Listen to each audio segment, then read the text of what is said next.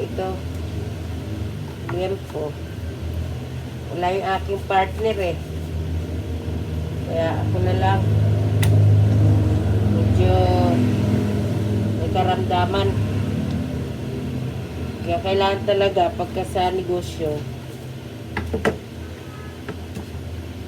kailangan alam mo talaga lahat. Hindi pwede isa lang ang nakakaalam.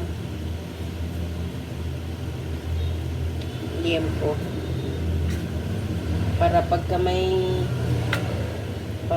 medyo masama pakiramdam yung partner mo, hindi maano yung negosyo natin, hindi mai-stop, tuloy-tuloy pa din dahil sa wala, alam mo paano gawin.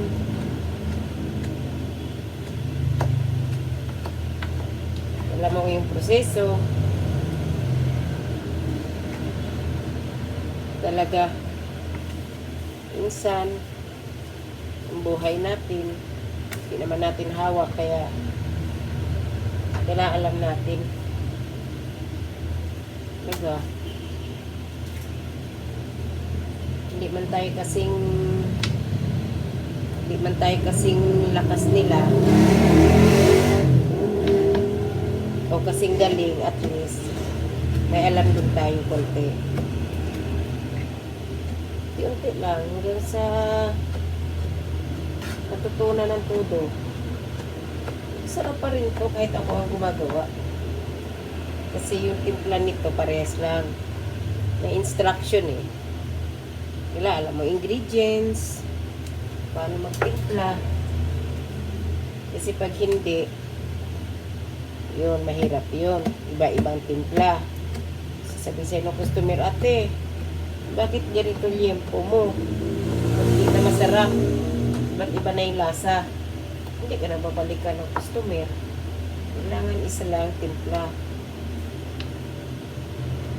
May karamdaman man yung partner natin, alam natin paano para hindi mawala yung customer natin. Kahit sabihin mo tayo lang ang gumagawa, doon pa rin yung lasap ng sarap.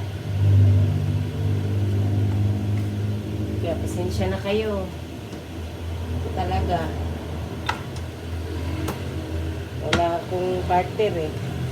Linggo ngayon. Sa Biyernes, wala kaming tinda. Tsaka Sabado. Na-aksidente kasi yung mister ko, nadulas. Kaya medyo hindi kami nakapag-production. Ako na muna. Kahit linggo para bukas, pag nagtinda kami, hindi na ako magagawa, hindi na ako mahirapan. Portion na lang. Namaya, lulutuin ko na yung sisig. Ako din na maghihiwa. Alam ko na rin naman yung timpla eh. Kaya, pagka ganun,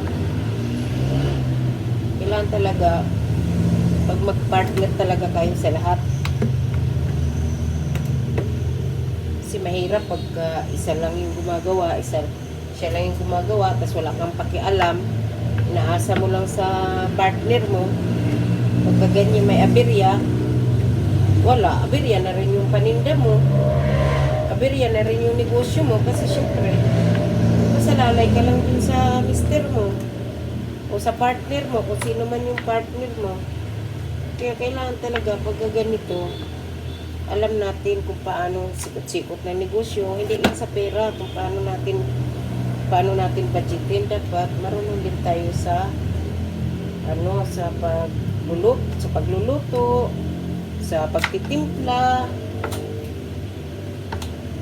So, kahit ako din ang namamalingki ngayon kasi yung inuutosan ko ng pamalingki, biglang nalulung sa sabong ata. Diyos ko, hindi ni-remit yung pera sa palengke. Naggalit yung suki ko, wag ko na daw iutos. Pero awa din naman ng Diyos, naawa yung magulang, binayaran din naman yung nasa palengke, hindi na ako nag-abono. Yun nga lang, mahirap kasi ako pa din yung namamalingki. Kasi hindi katulad noon na tinitext ko lang, tapos dinideliver, tapos binabayaran. So, malaking bagay din yun sana. Kaso lang hindi ni-remit eh. Kaya tiyaga lang talaga. Karaos din.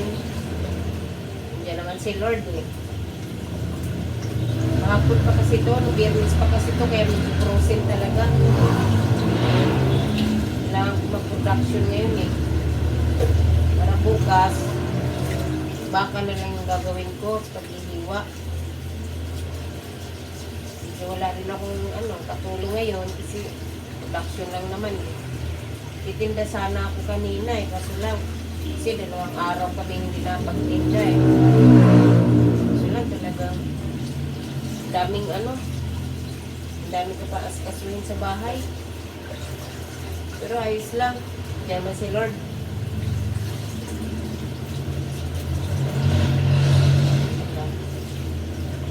Frozen talaga.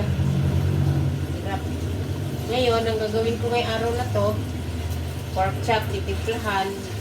2 kilong pork chop, 2 kilong liempo, titimplahan ko yan. Tapos, ilalaga ko na yung 5 kilong pangsisig.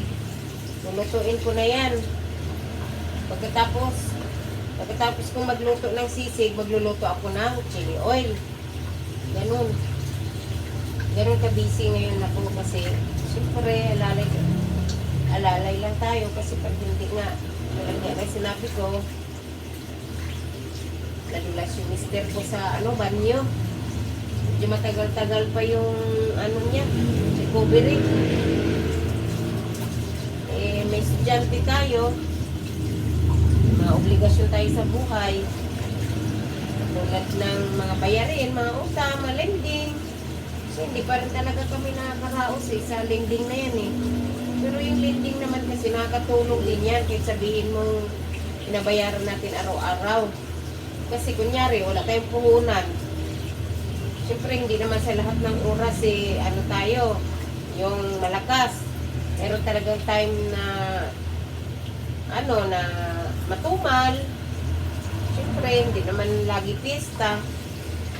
Tapos, meron ding time na maraming bayaran natin sa kuryente, tubig, bahay, upa. Siyempre, wala naman kami sariling bahay, na upa naman kami. Tapos, pwesto din dito, upa din. So, kailangan talaga. Meron akong isang college ngayon, yung bunso ko. Medyo may kamahalan din yung yung kanyang mission. Pero, kaya naman. Kaso nga lang, pag napilayan ka talaga ng isang partner, medyo mahirap din. Siyempre, bukod sa pangangailangan pang araw-araw na gamutan, tapos baon ng mga bata, ng anak ko. Ayun, Holy Week pa. Laban lang. Kaya wag yung, tulad yan, ako talaga, minado ako, simula kami, lending lang, tapos lalay lang kami sa lending. Wala araw makakaraos din ako pag nakapag-graduate na siguro ako. Meron na ako isang napag-graduate iniraos din namin yan. Dugo at pawis na mister ko. Graduate din naman namin hindi naman sa pagmamayabang. Sa UST din namin yun na napaaral.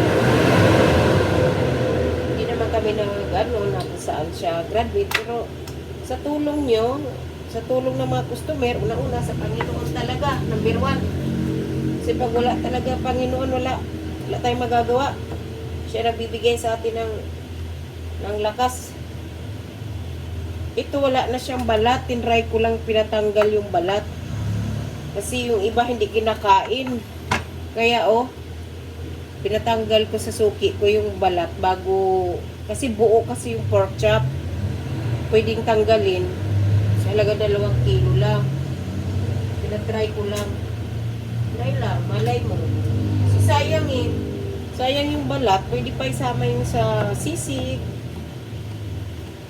Pinatanggal ko kasi tataka ako kasi maraming ayaw ng may balat. Try natin to. Baka sakaling hindi na nila anuhin yung balat.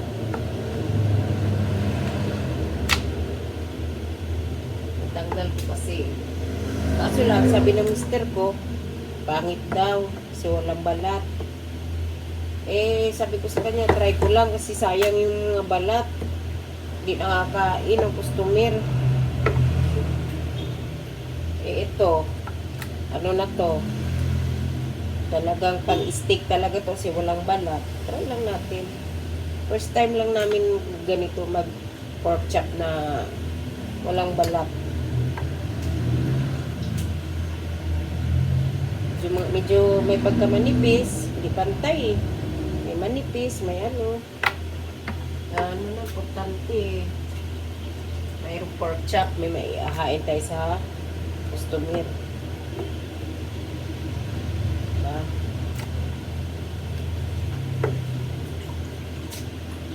Kaya kayo, mga nagninegosyo maliit, katulad ko, huwag kayong mahiya na mayroong tayong utang. Ako hindi ko talaga kinahihiya yan. Sabihin nga ng mga tao na yun, bakit nakapagpaaral ka naman ganyan, puro utang naman. Wala sa pakialam. Yung pakialam nila, sila ba nagbabayad, di ba? Hindi naman. Makayod naman tayo ha, para may pambayad tayo sa mga lending. Natural eh. Gusto natin may raos yung buhay natin na makapag-aral yung mga anak natin na maayos. Kasi masipag na nag-aaral yung mga anak ko eh. Hindi naman sila bulakbol. Siyempre alam din nila buhay namin na hirap lang. Sisikap lang din kami. Ganun hindi ano mga anak ko mga bait din naman mga anak ko. Hindi sila yung tulad ng gala doon, gala dito. Nagawa din naman sila ng mga sideline nila. Natulong din sila. Sabi ko, ngayon dapat tutulong sila. Sabi ko, lagaan na lang nila yung tatay nila doon. Kasi ako dito magpo-production. Sila na lang bantay kung ano kailanganin. Tapos yung bunso ko din, yung nag-aaral ng college, siya yung aalalay pagpupunta ng banyo kasi nga nadulas. Hindi basta-basta. Para may alalay. Pero bago naman ako umalis, tutok muna ako. Lahat yun, kumpleto na kasi kahit gabihin ako dito, may pagkain sila doon. Talaga mga nanay, mga ilaw ng tahanan, sabi nga nila. Kita mo sa kanila na malakas tayo, hindi tayo na tawag nun. Minsan kasi, umihina din yung loob natin kasi mayroon nga karamdaman yung partner natin. Wala ng ng lakas ng loob. Ilalakasan mo lang yung loob mo talaga kasi para yung partner mo gumaling agad. Tapos yung mga bata, andyan pa rin yung saya, wag yung malungkot. Yan, nagtatawanan pa nga kami. Medyo malungkot kasi syempre, wala ka partner eh. Imbis na makapaglinis-linis ka pa ng bahay, may aasikasuhin ka pa kasi may pasyente ka. Talaga. Ako hindi ko na iniisip yan eh. Iniisip ko na lang obligasyon natin yan eh. Tapos, wala pa akong helper ngayon, wala akong cook sa gabi. Kasi sa umaga kasi ako yung nagluluto. Kamalingki, nagluluto sa gabi. Mayroon sana akong tigahiwa. Maga yung ipin, hindi na pumasok. Ganda pa rin sana yun kasi syempre, alam na nila kung paano proseso. Wala tayo magagawa, diba? Talaga po. Ayaw nila eh. Ayaw na nila pumasok. Kaya huwag tayong milit. Hanap na lang tayo ng ibang willing na tumulong sa negosyo natin na katapat eh. Sundo din na maayos-ayos. Libre naman sila lahat sa akin. Yung mga kasama ko dito, hindi ko sila tinuturing ng ibang tao. Kung anong pagkain namin, yun din. Yan, kape kami, merienda, basta parang may pambili lang. Pero pag matumal, wala merienda. Pero gusto nila, kumain ng kanin, wala problema yan. Kanin, saka ulam. Hindi ako masyadong mahigpit sa mga tao ko kasi naghihigpitan mo, lalo magwa-wild yan. Dapat kailangan mo higpitan, nakakatulong din naman sa'yo, kahit sabihin mo pinapasahod may sahod sila. Nakakatulong din kasi kung wala ang libur, kung walang manpower, mahirap kumilos. Kailangan talaga natin sabay sa daloy ng traffic ko. Maya naman. Kasi magluto ako mamaya. Panoorin nyo lang ako kung paano ako magluto. Sisig, hiwa. Sinsahan nyo na lang. Kasi itong gagawin ko, papatuloy pa. I-drain ko muna itong pork chop tsaka liempo. Pagkatapos, titimplahan ko. Pagkatapos, hihiwain ko naman yung sisig para ilaga. Pag habang hinihiwa ko yung sisig, naka-drain na itong liempo at pork chop. Para pagka nailaga ko na yung yung pang sisig, titimplahan ko naman. At least, na-drain na, malinis na. Okay na ba lahat? Para tuloy-tuloy. Tuloy-tuloy yung Tapos, pagkatapos ko na mailaga, ipiprito ko na yung sisig. Habang piniprito ko na, habang hihiwain ko naman yung pansisig, sasalang ko naman ngayon yung chili oil. Para mabilisan lang. Hindi tayo abutin ng gabi.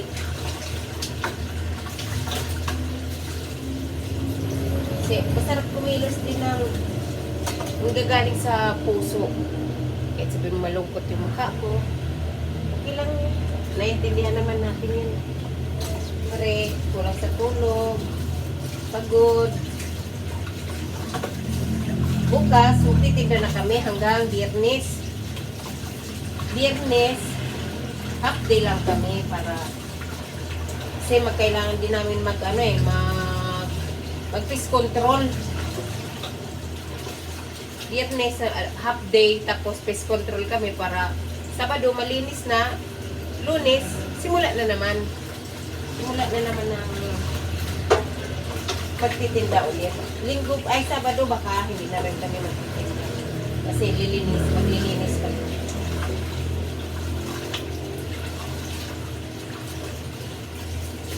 Meron naman akong tagalinis din dito. May tagalinis. Mabait din yung nakuha kong tagalinis kasi hindi din naman nagre-reklamo kasi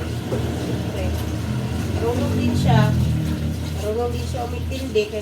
Sabi ko nga sa mga tauhan ko, hindi ako mayaman, mahirap lang ako, pero may mga utang din ako, pero ang sweldo nyo hindi ko yan i-delay talaga, katabi talaga yung sweldo nila. Hindi talaga yan sila pwedeng na pagka-oras. Pag Sabado, tuwing Sabado ng gabi, yun ang sahod nila, lingguhan. Sabi ko nga sa kanila, kapag ganun, hindi ko, kahit nakikita nyo na may naniningil sa akin, lingguhan, huwag nyo intindihin yun. Kasi, sarili kong problema yun. Hindi ko uutangin yung sahod nyo. Importante nakakatulong kayo sa akin, nakakatulong din ako sa inyo, parehas tayo magtulungan. Yun lagi yung sinasabi ko sa mga tao ko na gustong tumulong din sa akin. Sa maliit na halaga din ng kapalit, ganyan. Nasa kanila na yun. Kasi syempre, pagka usapan ng sweldo, hindi ko pa talaga kaya magpa-minimum. Kasi ngayon medyo, yung natin yung ating ekonomiya, medyo matumal. Dati, nung wala pang pandemic, magamit na kami ng number, 100. Nung nagkatapos na ng pandemic, kala namin, makakabawi na, hindi pa pala. Nawala yung number. Nawala, Diyos ko. Nawala. Ilan-ilan na lang yung mga customer ko, buti bumabalik. Sabi ko, sir, long time no see. Saan ka na ngayon? Sa Cavite, nakakuha na kami ng bahay. May sasakyan ka na, sir, Kailangan, layo ng namin, layo ng trabaho namin, kailangan ng sasakyan. Kaya, pagka namimiss namin yung pagkain nyo, talagang dumadaan talaga kami sa naik pa kami, ganun. Yung iba nga, customer namin, yung mga customer ko na mga regular talaga noon, drop by talaga sila. Kahit yung may customer din ako sa Canada, pagbalik dito sa Pilipinas, miss na miss ko na yung tagsisig mo, ganun agad. Ganun pa rin yung lasa. Siyempre, kailangan natin quality. Kailangan ko ano yung lasa noon na natitikman nila, kailangan ganun din yung lasa ngayon. Yun yung inaano ko sa kanila. Minsan, niloloko pa ako, nagbi-message, ate, pwede ba magpa-deliver dito sa Canada, dito sa Taiwan, sa London? Mga customer ko talaga, masinso na, nasa London na, nasa Canada na, lahat na sila, mga seaman, mga ganyan. Pagbalik nila, na dito pa rin kumakain pa rin, liempo pa rin na kinakain, favorite. Ang favorite ng mga customer ko, liempo at syaga tapsisig. Yan, talaga, hindi mawawala nila yan. Lahat yan, kapag gagaling nila sa ibang bansa, yung isang customer namin, nasa Saudi, pwede ka ba dito, niloloko nila ako, pero hindi nila alam na, alam nila na binibigyan lang nila ako ng lakas ng loob na continue pa din ba na magtinda. Siyempre, kailangan ko pa din magtinda, kasi unang-una may estudyante ka, wala pa kaming ipon. Oo, wala kaming kaipon-ipon kasi yung pinaka-ipon namin, napupunta sa school. O, utang ka na pang tuition. O, pang tuition. Hindi, doon mapupunta. Babayaran mo within 100 days. Tuition, tsaka punan. Siyempre yun, ano mo na yun? Every 100 days, magre-renew ka na naman kasi bayad sa bahay, bayad sa tubig, bayad sa ilaw. Kumbaga yung ipon namin, yung bentahan namin, bayad sa utang, tapos iniikot-ikot lang namin yan araw-araw para may pambili kami. Pero awa ng Diyos eh. Hindi naman, 10 taon na kami dito, nagtitinda. Hindi pa naman kami yung sumagad talaga na sasabihin nila, na bankrupt kami, hindi. Talagang, kahit pa paano, mayroon kami malalapitan lending. Yun yung tinatawag namin na may malalapitan kay lending. Tapos ngayon, nung pandemic nga, medyo nagkautang-utang kami, ganun. Yun yung binabayad-bayaran ko. Kaya pagka nag-renew ako ng malaki sa lending, babayaran ko muna yung mga maliliit-liit-liit. Nakapila na yan kung sino yung mga babayaran ko yan. Yung medyo malaki utang, hinuhuli ko yan kasi malaki yun eh. Unahin ko muna yung mga maliliit-liit para matapos naman din sila, di ba? Hindi naman lahat ng renew ko, ibabayad ko sa kanila. Siyempre, kailangan mayroon yan silang, ganitong araw ka, ganitong buwan ka, babayaran, ganitong buwan ka. Kasi hindi pwede na ibabayad mo lahat sa utang. Kailangan mayroon ding matitira konti sa iyo. But, siyempre, para puhunan, may maikot ka, ganun. Yun talaga ang buhay. Diba? Kasi kung babayaran mo sila lahat, paano yung, pang bayad mo sa bahay, pang ganyan, pang puhunan. Siyempre, pagka-renew mo, kailangan pultuhan na agad ang bili mo niyan. Unahin mo muna sa bili mo, pagtitinda. Bili ka na agad ng 4 na kilo liempo, 4 na kilong pork chop, 10 kilong baka, 10 kilong pisngi. Tapos, 10 kilong boneless chicken, pang boneless chicken. Ganun ba? Kailang bultuhan mo na agad para, tapos yung mga packaging, mga 200 pieces, o ganyan. Lahat yan, ibibili mo muna para isang bagsakan lang, hindi ka naman malingkit. Tapos, tsaka mo na yung hati-hatiin kung kanino mapupunta yung iba, sa mga maliliit ngayon, sa awa ng Diyos, nakabayad na rin ako sa mga maliliit ko. Meron na lang akong 2 malaki. Yun na lang talaga yung nabayaran ko na. Malaki din talaga. Kasi matagal na din naawa din na. Nahihiya, una-una nahihiya ako kasi matagal na yun dahil yung pandemic na. Hindi ko sila nahuhulugan. Pero nangako naman ako na mabayaran ko sila ng buo. Kaso katulad ngayon may nangyari sa mister ko. Siyempre, parang iniisip nila na makakabayad pa kaya ako. Siyempre, nandiyan ang Diyos, di ba? Wala lang tayo sa Panginoon. Ibigyan nila tayo ng maraming gusto niya. Kapit lang talaga tayo. Kahit ganitong itsura ko, laki ng braso. Yan. Sisiw lang yung mga problema na yan sa atin. Mamaya ulit ha.